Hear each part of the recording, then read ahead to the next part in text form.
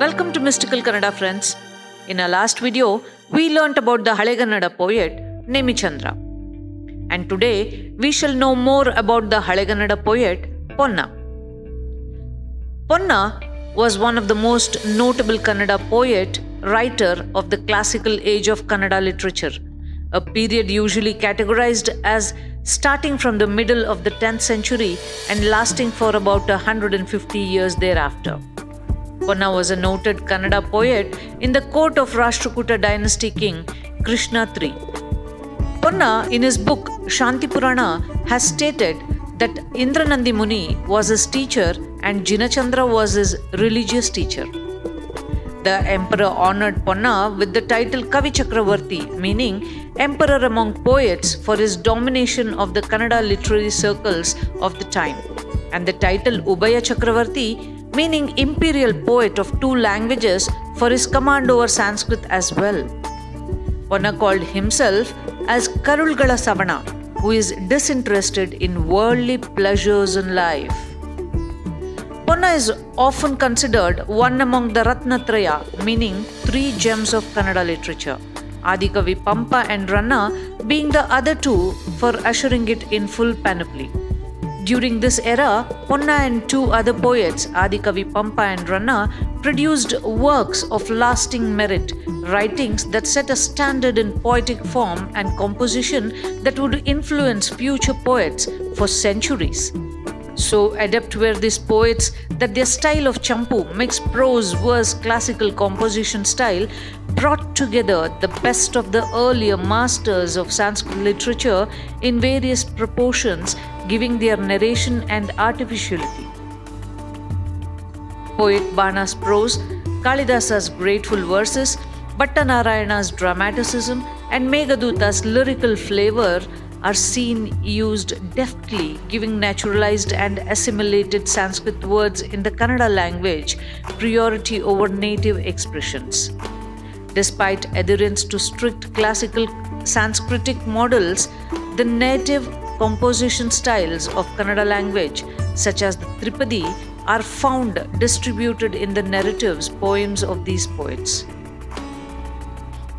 According to the scholar R. Narasimhacharya, Ponna is known to have claimed superiority over all the poets of the time.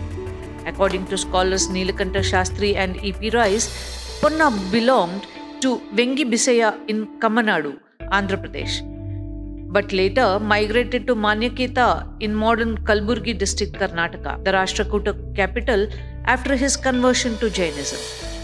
His most famous extant works in Kannada are Shanthipurana, written in champu style, mixed prose verse classical composition style inherited from Sanskrit, Bhuvadaikya Ramabhyudaya, a eulogical writing, and Jinachandra, a Jain Purana and an acrostic poem written in praise of noted Jain saints and Tirthankaras in 39 chapters.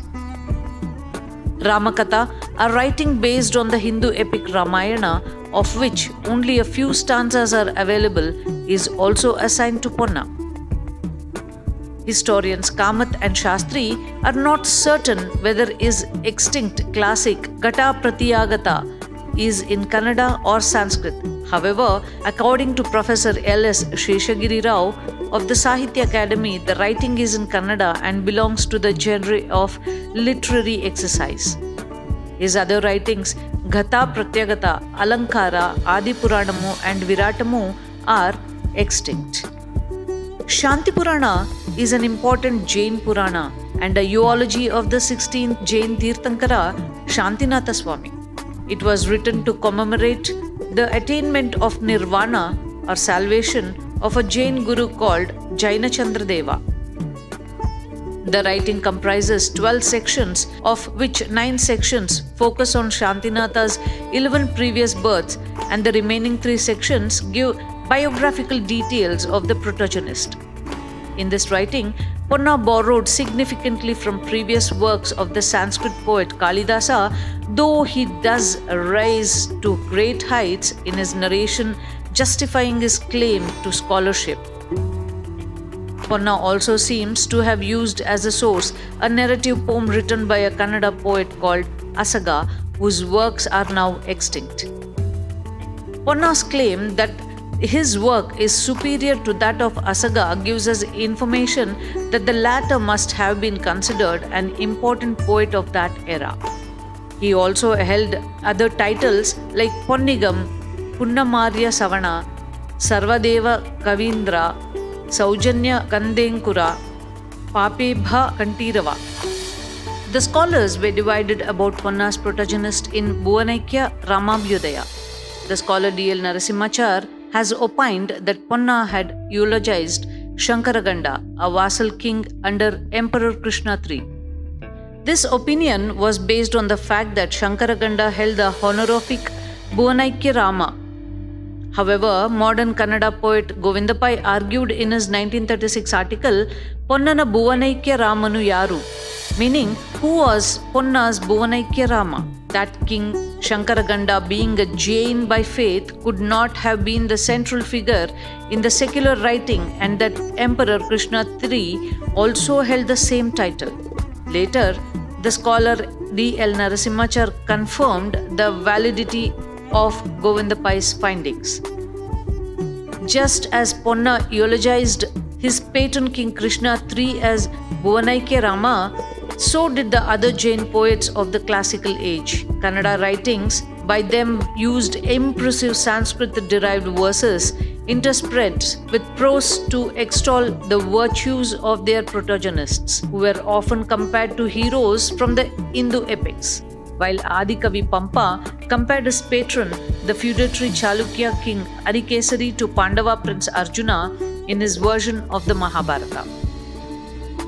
That's all for today, friends. We shall meet in our next video related to Halegannada poet Chavundaraya.